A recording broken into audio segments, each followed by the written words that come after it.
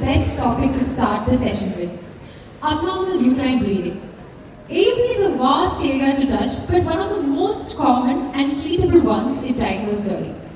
A lot of advancement has come in the field of investigation and treatment. So let us utilize this moment to understand how to come to a diagnosis and its management in the form of a case presentation. May I now invite Ms. Sandhya, final-year MBBS student, SMIMS, to present the case on the topic of AUB. To fine-tune our interventions, may I invite our guest faculty and the leading lady of the hour, Dr. Richa Kansal ma'am, to the dais. Please listen randomly. If I see you talking, I'll ask questions. Can we start? Good morning to all the dignitaries, guests and delegates present here.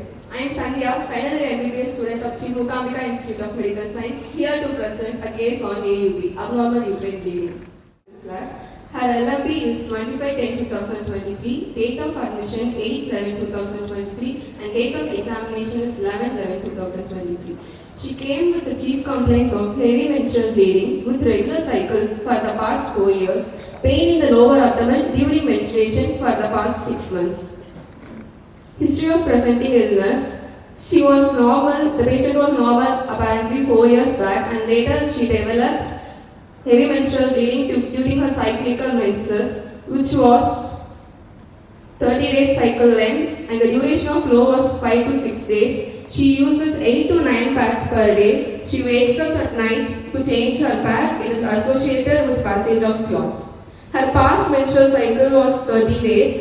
Duration of blood flow was 4 to 5 days. She used to change 2 to 3 pads per day. She does not wake up at night to change her pad. There was no passage of clots. Then later she developed dysmenorrhea, pain in the lower abdomen during her menstruation for the past 6 months, which was dilating in nature, not radiating.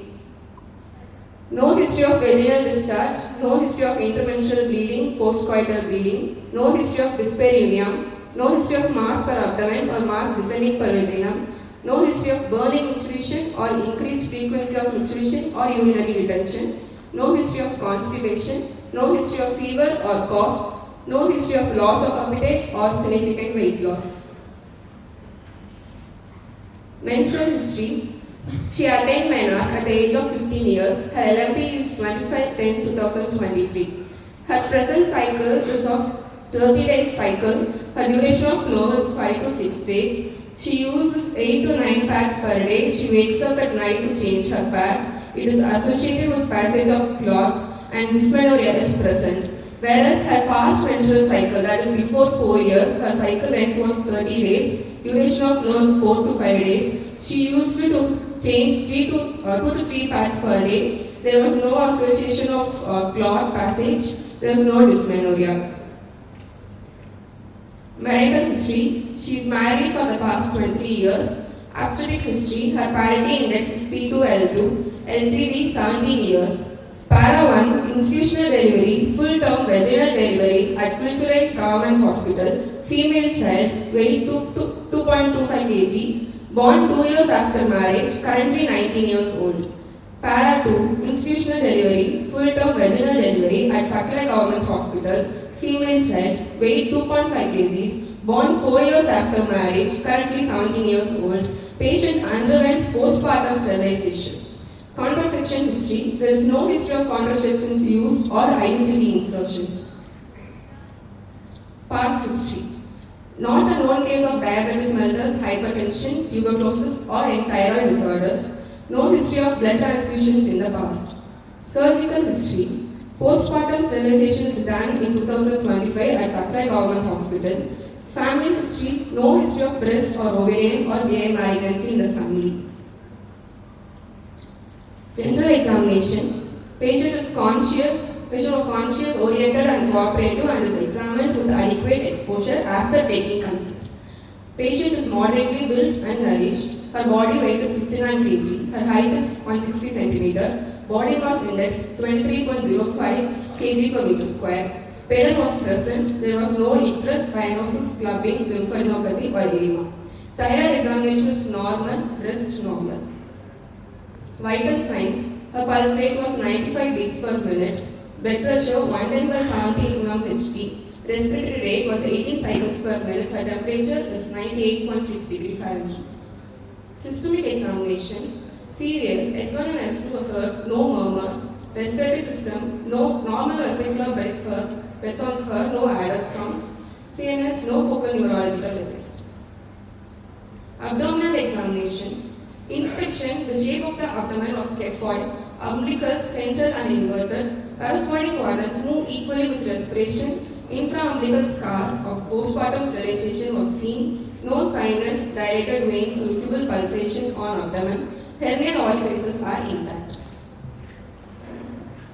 Palpation, abdomen was soft, no tenderness, no palpable mass, no ascites. Percussion, tympanic notes heard, auscultation, normal vowel sounds heard. Pelvic examination, inspection and palpation of external genitalia, vulva and vagina looks normal.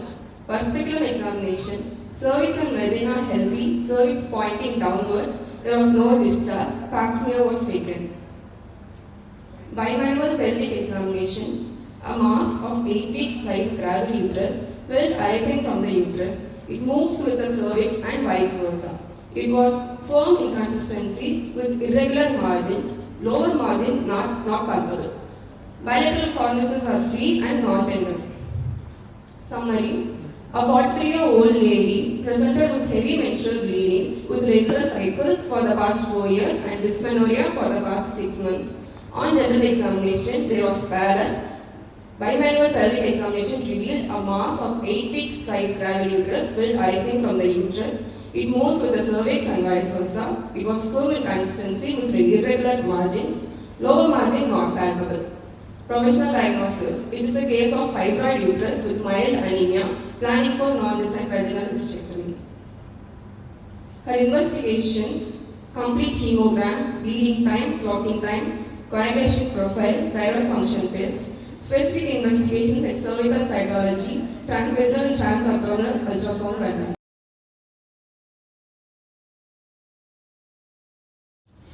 You have a 43 years old female. Can you go back to the first slide, please? Therein you mentioned that her socioeconomic status is lower middle class. How do you calculate her socioeconomic status? Based on modified glucosamic So scale. that needs to be mentioned. Okay. Next, let's move over to the next slide, please. Therein you have described that she has dysmenorrhea.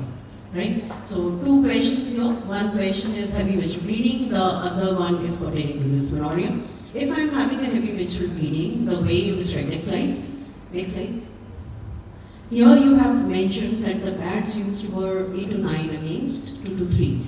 So, soakage of the pad has to be mentioned whenever you are dealing with. Since this is the same case, it doesn't matter. See, if I have to look for the amount of bleeding, what do I need? I need the number of pads she is using along with the soakage. So soakage mentioning I feel is important and that you should put in with either of the two days. Next thing that I wanted to ask you was about dysmenorrhea. Can you tell me the types of dysmenorrhea? Spasmodic dysmenorrhea and congestive dysmenorrhea. Okay, great. So that is depending upon the type of presentation that you have. Which type of dysmenorrhea patient was suffering from? Congestive dysmenorrhea. Congestive. So mentioning that it is congestive dysmenorrhea helps you out. Okay, so always try to mention up the symptom that she has in bit more of a detail.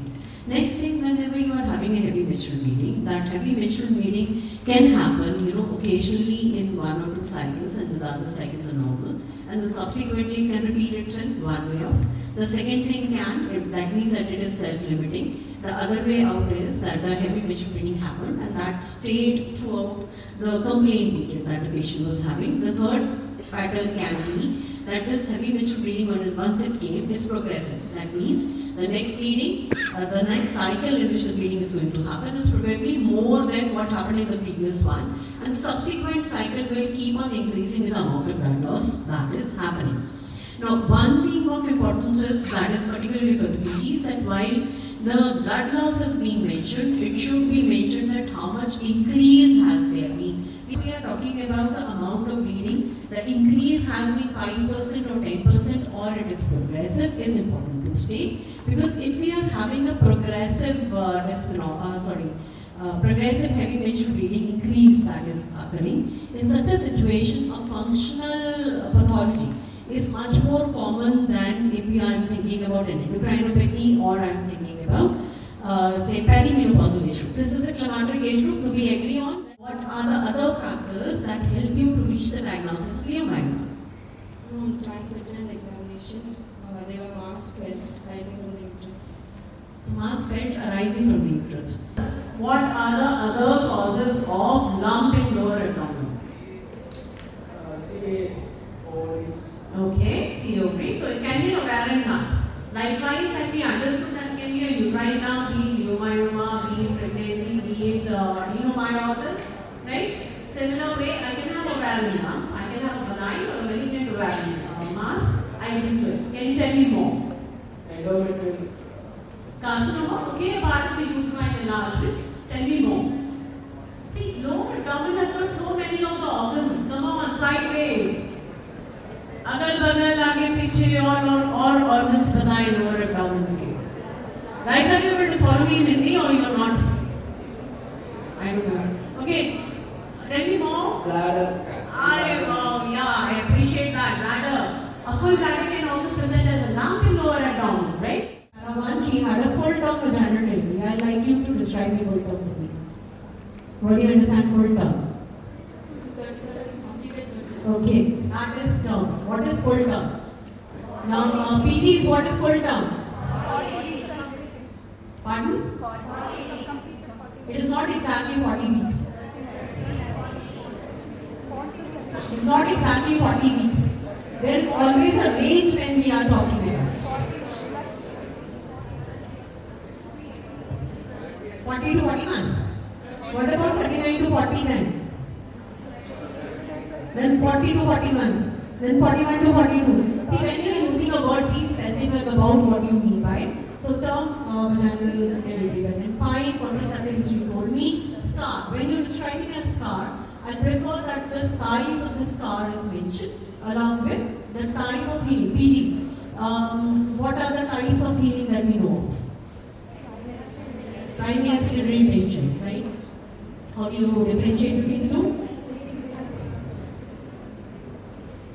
Okay, we'll have a chat about it later. I think let's wind up a bit about the UG cases.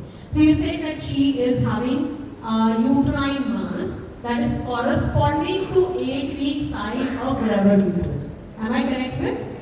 Okay, so what are the various ways with which you can confirm your diagnosis? Shall we proceed on with your case now first? Investigation with abdominal and transvaginal ultrasound. Okay, so what do you find? The size of the mass.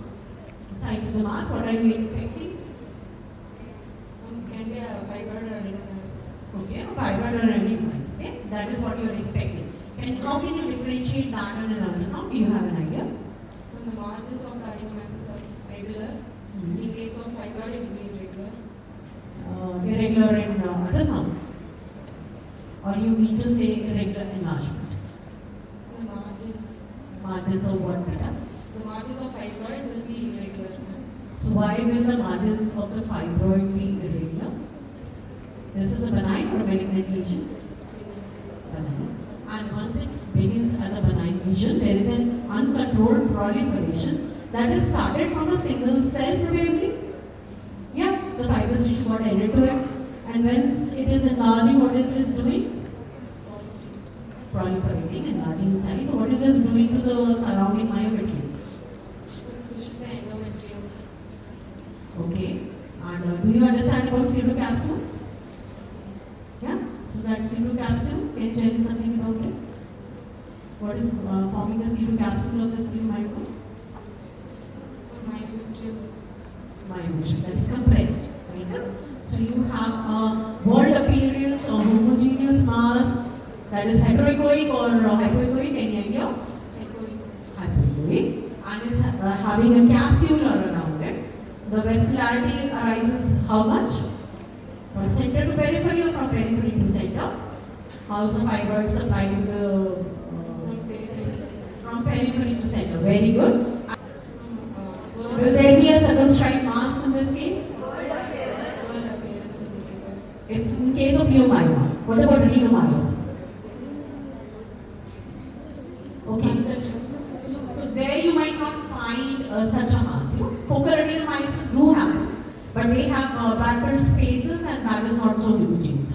So my next question, okay, so you use an ultrasound in order to get focal diagnosis and let's say it comes out to be human. So now your final diagnosis is, if I talk about the acronym that is followed with AUB, the diagnosis is, if I talk about the FIGO classification, my final diagnosis is, how will you write it? FIGO classification, anybody knows? AUBL. AUBL, very good. So it is HMB, AUBL. HMB for heavy menstrual bleeding, AUB, a normal uterine bleeding due to myoma. So that is my proper diagnosis, very good. So if I have such a case, how shall I proceed further? She is 43, you have AUBL, for years she has been having heavy menstrual bleeding, she has congestive dysmenorrhea, she is already ligated, so I assume she is not desirous of any family, that is why she also got herself ligated. So how will you like to proceed? Investigations, Yes. complete health count, Okay. coagulation profile, Okay. thyroid function test. Yeah. So you ruled out endocrinology. You ruled out any other thing that you want to get done here. She is 23 BMI. Her BMI is 23. Though you have given me a negative history of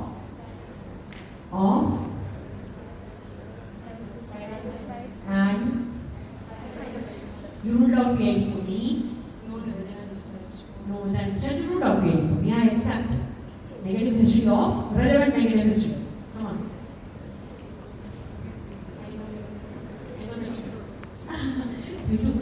You need to think about this particular diagnosis now. You are trying to manage her. You are wanting to rule out other conditions that can be associated with human. Which you don't want to miss. Yeah. There goes the hint. Pollen. Okay. Even if you miss it, so it will come out. Anybody, what do you want to? Abnormal uterine bleeding, obesity, diabetes, what can she be? Hypertension also add to the list. Hypertension. What we are scared of? Yes, he has come out with the answer, endometrial malignancy. So, endometrial malignancy, good. How will you do that? No investigation, endometrial Which investigation? aspiration. Aspiration, okay? That is one way of confirming or screening. Dilatation of the uterus. Aspiration is for confirming or for screening? For screening. So here, will you like to screen her or will you like to confirm your diagnosis before you take her up? Planning a statement. Confirm. So how do you do that?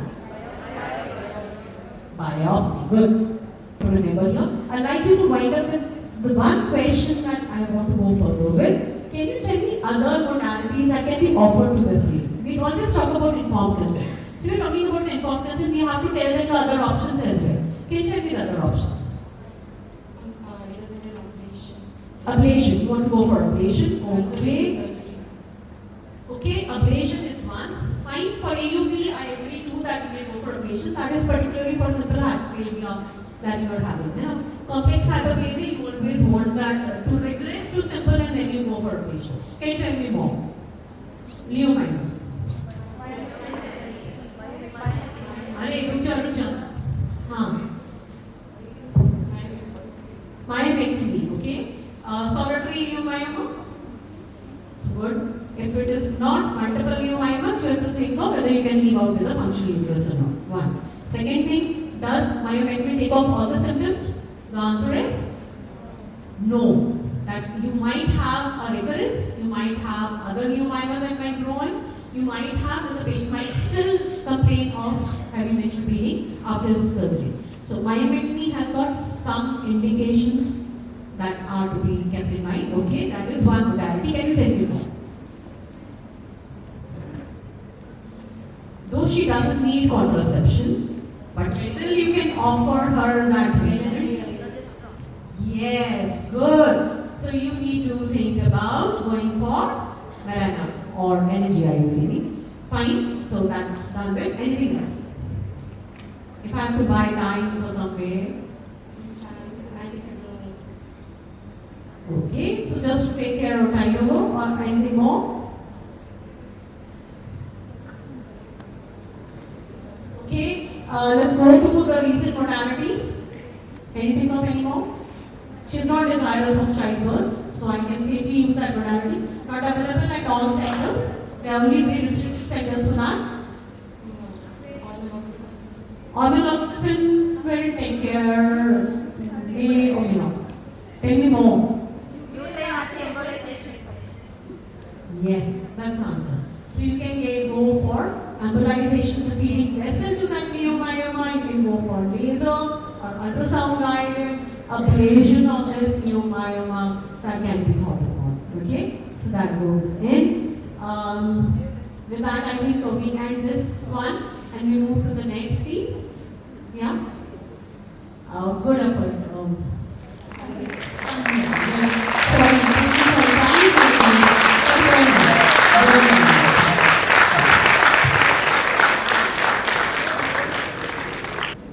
Thank you, Sandhya, for the case presentation. May I also extend my heartfelt thanks and gratitude to Dr. Richa Kansal for correcting our flaws every step of the way. Thank you, ma'am. Thank you. Thank you, ma'am. Thank you all.